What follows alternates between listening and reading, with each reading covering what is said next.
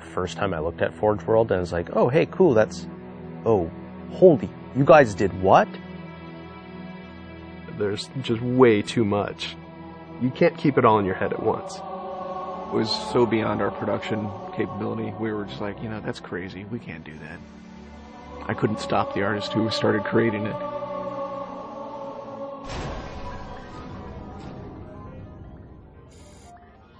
Forge is our editing tool that players can build their own maps. I mean, at its core, it's a map editor. We always had this vision right from the get-go, which is anyone can build anything. Giving the fans the tools, they can take it and run with it and make it their own. Forge World actually started as 5 separate maps. And I said, wouldn't it be cool if, like, you could play this and go over there, and then play over there if you wanted. And Forge World was born. There were a lot of people telling us that, no, you cannot ship this as one big map.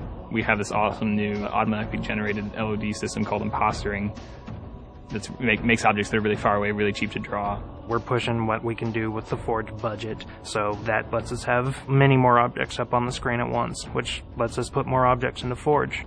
Interesting to take the Banshee or Falcon out for a spin in Forge World, because it actually takes a while to get from one end to the other. The second you come into this space, you should know that you're on Halo. Our old friend, the Forerunners, come back, because the Forerunners create all sorts of cool, interesting pieces of geometry. We wanted to give people a variety of locations that they could forge in a different way. So a gulch, an island, an interior, a very small outdoor pocket, and then the rock, which was kind of based off Ascension. Let's use a lot of interesting parts in it so that people can manipulate it or we can change it. Why don't we bring back Blood Gulch and carve it all up into pieces so that people can start manipulating it in interesting ways. And then Sanctuary was the other one.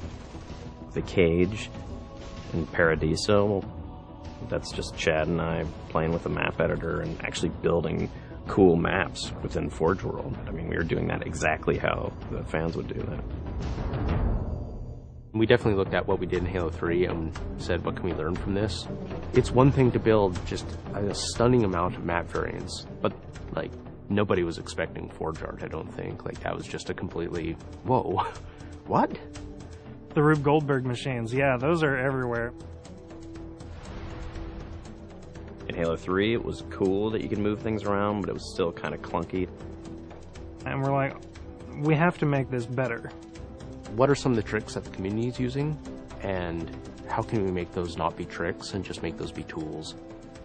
We took that stuff and made it like a real feature. There's normal, phased, and fixed. So normal is like Halo 3 style, you know, it bumps into stuff when you let it go and it falls to the ground and moves around and stuff. And fixed is the same thing, except when you let it go, it stays exactly where it was. And then phased is the coolest because it means that while you're editing the object, it's not actually interacting with the environment. You can put it through a wall, you can put it, you know, through other objects. Which changed everything for Forge, like immediately. It's much easier to build a Forge space. There's snaps and rotates and degrees and units that you can move things. You can be very precise.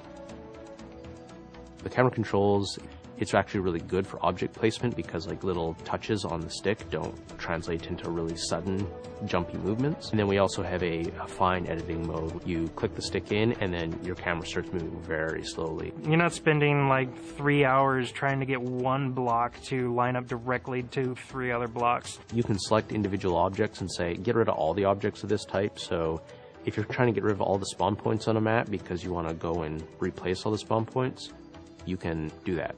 You can do custom colors. You can take these Forge pieces and say, hey, that's blue. So the blue base can truly look like the blue base. Reach's expanded sandbox includes new things like, you know, jetpacks. And if people want to build some sort of 3D map and really make use of the jetpack, they can do that now.